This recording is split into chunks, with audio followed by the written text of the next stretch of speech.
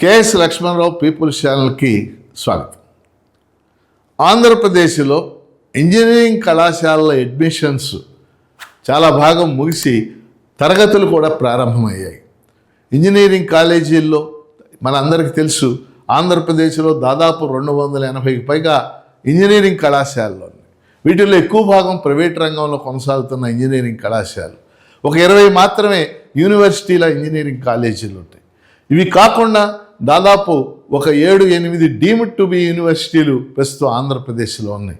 అలా కాకుండా ప్రైవేట్ రంగంలో ఇప్పుడు 15-20 యూనివర్సిటీలు ప్రైవేట్ రంగంలో వచ్చినాయి, ఇంకా రాబోతూ ఉన్నాయి. కాబట్టి ఈ యూనివర్సిటీలు, ఈ డీమ్డ్ యూనివర్సిటీలు, అలాగే ప్రైవేట్ ఇంజనీరింగ్ కాలేజీల్లో కూడా విద్యార్థులు నూతన తరగతులు ప్రారంభమయ్యాయి. నిన్న మొన్న నేను 2 ఇంజనీరింగ్ కాలేజీల్లో కొత్త విద్యార్థులు వచ్చినప్పుడు ఇంజనీరింగ్ కాలేజీల్లో ఇండక్షన్ ప్రోగ్రామ్ అని ఒకటి నిర్వహిస్తూ ఉంటారు. ఆ ప్రోగ్రాం 1-2 కళాశాలకు హాజరయ్యాను. సో ఇంజనీరింగ్ అడ్మిషన్స్లో స్పష్టంగా కనబడుతున్నటువంటి ఒక విషయం ఏంటంటే, దాదాపు 75% పైగా విద్యార్థులు కంప్యూటర్ సైన్స్ కంటే కూడా ఈ సంవత్సరం artificial intelligence and machine learning, AI అని ఇప్పుడు మనందరం కూడా వాడుతున్నటువంటి పదం, అలాగే మెషిన్ లెర్నింగ్, AI/ML అంటున్నారు. ఇందులో మ్యాక్సిమం చేరారు, ఈ బ్రాంచ్లో మ్యాక్సిమం చేరారు. అలాగే డేటా సైన్స్లో కొంతమంది చేరారు. Artificial intelligence and machine learning తర్వాత ఎక్కువ మంది కంప్యూటర్స్లో చేరారు. అంటే టోటల్గా చూసినప్పుడు దాదాపు 75-80% students computer related, artificial intelligence, machine learning, computer science, అట్లాగే డేటా సైన్స్ ఈ కోర్సుల్లోనే చేరారు. మరి కోర్ బ్రాంచెస్ ఉండే, ఒకప్పుడు వీటిల్లో బాగా చేరేవాళ్ళు, మెకానికల్, సివిల్, త్రిబుల్ ఈ బ్రాంచెస్లో దాదాపు నామినల్గా మాత్రమే పెద్ద కాలేజీలు, బాగా పేరున్న కాలేజీల్లో కూడా ఆ సెక్షన్ నిండనటువంటి పరిస్థితి ఇవాళ ఉంది. అందువల్ల నన్ను చాలామంది పేరెంట్స్, స్టూడెంట్స్ అసలు దీన్ని చదవటం వలన ఉపయోగం ఉందా ఏమిటని చెప్పేసి అడిగారు. సో 3-4 అంశాలు పిల్లలు చేరారు. ఇప్పుడు మనం డిమాండ్ ఉందని భావించి చేరారు. ఏం చేయాలి? 4-5 అంశాలు మీ దృష్టికి, పిల్లలు ఏం చేయాలి ఇప్పటి నుంచి అనేది 4-5 అంశాలు మీ దృష్టికి తీసుకొస్తాను. మొదటి అంశం ఏంటంటే, స్టూడెంట్స్ అందరూ కూడా సరే చేరారు కాబట్టి ఆ కోర్సు AI/ML చేరారు ఉదాహరణకి, దాన్ని సంపూర్ణంగా నేర్చుకోవడానికి ప్రయత్నం చేయాలి. కేవలం బుక్స్ చదవటమే కాకుండా ఆ కోర్సుకు సంబంధించినటువంటి ప్రాక్టికల్స్ కానీ, ఇంటర్న్షిప్ కానీ అవన్నీ కూడా సమగ్రంగా చేయటానికి ప్రయత్నం చేయాలి. ఎందుకంటే ఇప్పుడు AI ఉంది, ఆర్టిఫిషియల్ ఇంటెలిజెన్స్ ఎంటర్ అయిన తర్వాత చాలా కంపెనీలు పెద్ద ఎత్తున ఉద్యోగస్తులు తొలగిస్తున్నాయి. మన అందరికీ తెలుసు. ఇప్పుడు ఒరాకిల్ అనే కంపెనీ సుమారు 40-50 వేల మందిని తొలగించింది. అలా అమెరికాలో టెస్లా అనే కంపెనీ ఉద్యోగస్తులను తొలగించింది. ఇంకా అమెజాన్ కంపెనీ కూడా తొలగించింది. ఇంకా కొన్ని కంపెనీలు తొలగించబోతున్నాయి అని చెప్పేసి మనకు వార్తలు వస్తూ ఉన్నాయి. ఒక పక్క ఉద్యోగాలను తొలగిస్తుంటే ఈ కంపెనీలన్నీ AI వచ్చిందని, రెండో పక్క AIకి ఇంత డిమాండ్ ఏంటి అనేటటువంటి ప్రశ్న నన్ను తల్లిదండ్రులు అడిగారు.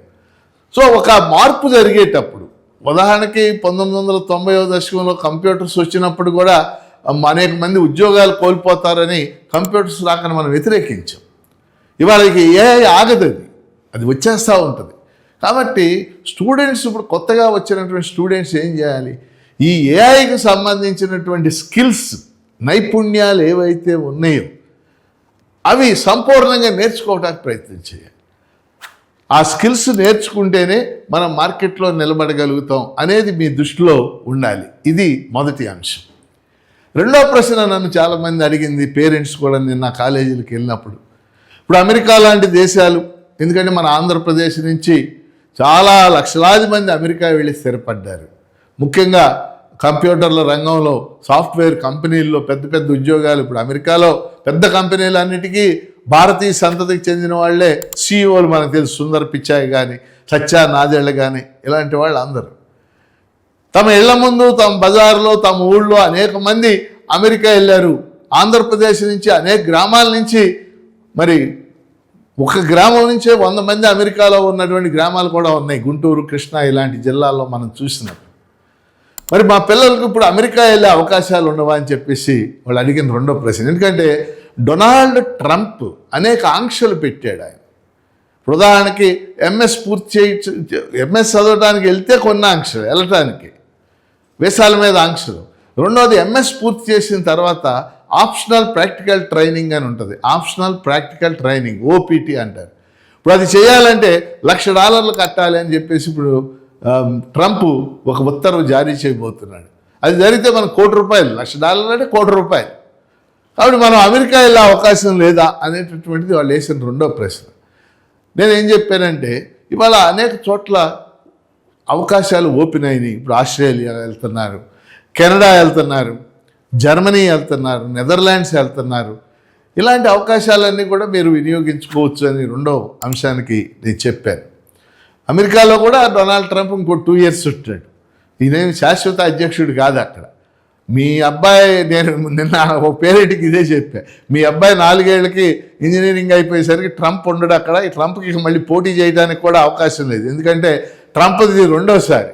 ట్రంప్ తర్వాత వచ్చే ఆయన విధానాలు ఎలా ఉంటాయి అనేది మనకి తెలియదు. ట్రంప్ 2 సార్లు కంటే ఎవరు కూడా అమెరికా అధ్యక్షుడిగా పోటీ చేయడానికి అవకాశం లేదు. కాబట్టి ట్రంప్ పదవీ కాలం 2028 అయిపోద్ది. అప్పుడు ఎలా ఉంటాయి, విధానాలు ఎలా ఉంటాయి అన్నీ కూడా ఆలోచించాల్సినటువంటి విషయం. ఇది రెండో అంశం. మూడో అంశం ఏం చెప్పానంటే నేను, మన దేశంలో ఉన్న అవకాశాలను కూడా మీరు వినియోగించుకోవాలి.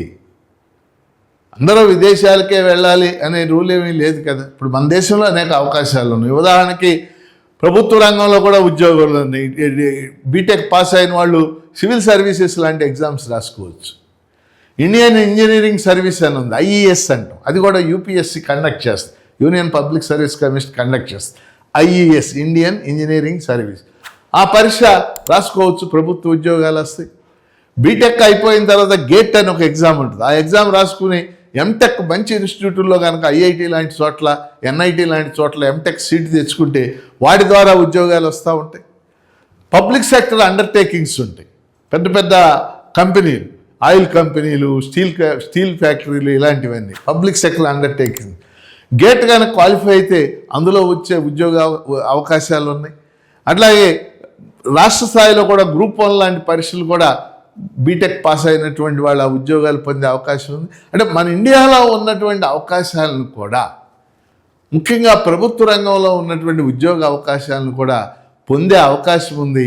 వాటి కోసం కూడా మీరు ప్రయత్నం చేయండి. ఇది మూడో అంశం చెప్పాను. నాలుగో అంశం ఆ స్టూడెంట్స్కి నేను చెప్పింది ఏంటంటే, బీటెక్ పూర్తి చేయటం అంటే కేవలం ఆ పాఠ్యాంశాల్లో 60%, 70% సంపాదించడమే కాదు. అవి మార్కులు అవసరం. బ్యాక్లాగ్స్ లేకుండా చూసుకోవాలి. ఫస్ట్ ఇయర్, సెకండ్ ఇయర్లో బ్యాక్లాగ్స్ ఉంటాయి కొంతమందికి, అంటే సబ్జెక్టులు మిగిలిపోవడం, అది లేకుండా చూసుకోవాలి. వాటితో పాటు కమ్యూనికేషన్ స్కిల్స్ని డెవలప్ చేసుకోవాలి. అంటే స్థిరంగా మాట్లాడటం. కమ్యూనికేషన్ స్కిల్స్ అంటే ఖచ్చితంగా ఇంగ్లీష్లో మాట్లాడాలని కాదు, ఇంగ్లీష్లో అయినా తెలుగులో అయినా ఒక విషయం మీద నిర్దిష్టంగా సమాచారాన్ని చెప్పగలగటాన్ని మనం కమ్యూనికేషన్ స్కిల్స్ అంటాం. అలాగే communication skills, spoken English, reasoning, arithmetics, ఇలాంటి వాటిని మీరు ఫస్ట్ ఇయర్ నుంచే నేర్చుకోవచ్చు. మీకు ఆ తపన ఉండాలి. ఇది నేను 4వ అంశంగా వారికి చెప్పడం అనేది జరిగింది. 5వ అంశం చెప్పింది ఏంటంటే చాలా స్పష్టంగా, సోషల్ మీడియా. ఇవాళ మానవ జీవితంలో సోషల్ మీడియా కీలక పాత్ర పోషిస్తూ ఉంది. ముఖ్యంగా జనరేషన్ జీ, 1998, 2012 మధ్య పుట్టినటువంటి వాళ్ళని జనరేషన్ జీ అంటారు. ఇవాళ ఇంజనీరింగ్ కాలేజీల్లో ఫస్ట్ ఇయర్లో చేరిన వాళ్ళందరూ జనరేషన్ జీనే. వాళ్ళందరూ 2007లోనో, 2008లోనో, 2010లోనో పుట్టి ఇప్పుడు ఇంజనీరింగ్ కాలేజీల్లో చేరారు. అంతా మొత్తం జనరేషన్ జీ. జనరేషన్ జీకి ఉన్న ఒక లక్షణం ఏంటంటే సోషల్ మీడియా. వాళ్ళు సోషల్ మీడియా కాలంలో పుట్టారు. ఇవాళ వాట్సాప్, అలాగే ఫేస్బుక్, యూట్యూబ్, ట్విట్టర్, ఇన్స్టా ఈ కాలంలో పుట్టారు. ఇవన్నీ కూడా మన జీవితాలను ప్రభావితం చేస్తున్నటువంటి అంశాలు.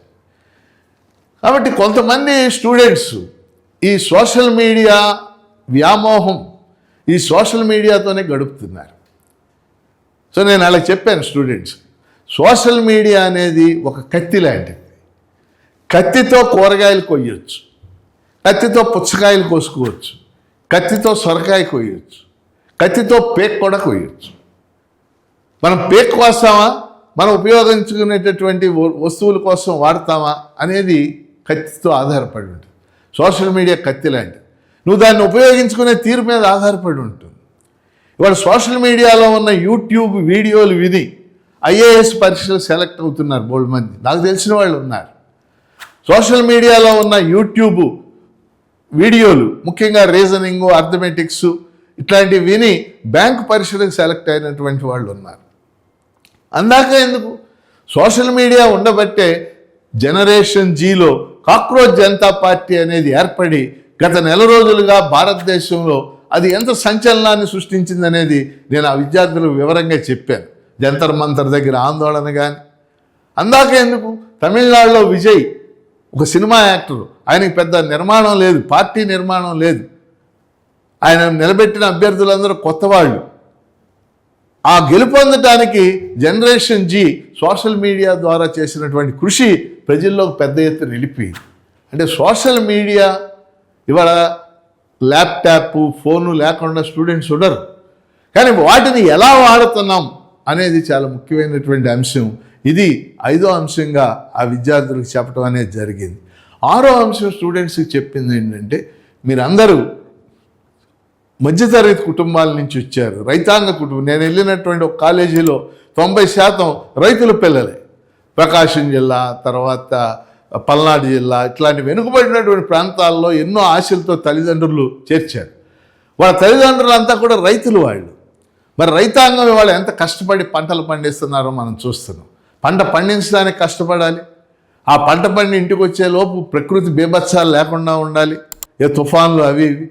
అలా పంట పండాక దానికి గిట్టుబాటు ధర ఉండాలి.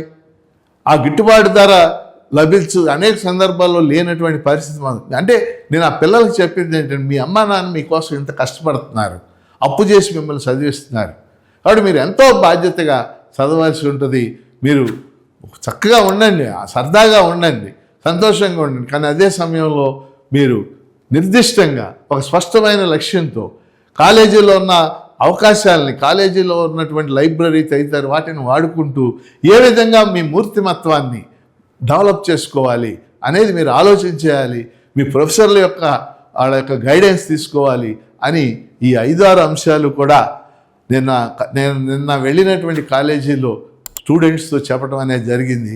అందుకని ఈ వీడియో ఎవరైనా నూతన విద్యార్థులు, కొత్తగా ఇంజనీరింగ్లో చేరినటువంటి విద్యార్థులు కానీ, డిగ్రీలో చేరిన విద్యార్థులు కానీ ఉంటే తల్లిదండ్రులు ఈ వీడియోని వాళ్ళకి చూపించవలసిందిగా కోరుతూ, KS Lakshmanarao people's channel subscribe చేయండి, దీన్ని ప్రోత్సహించండి.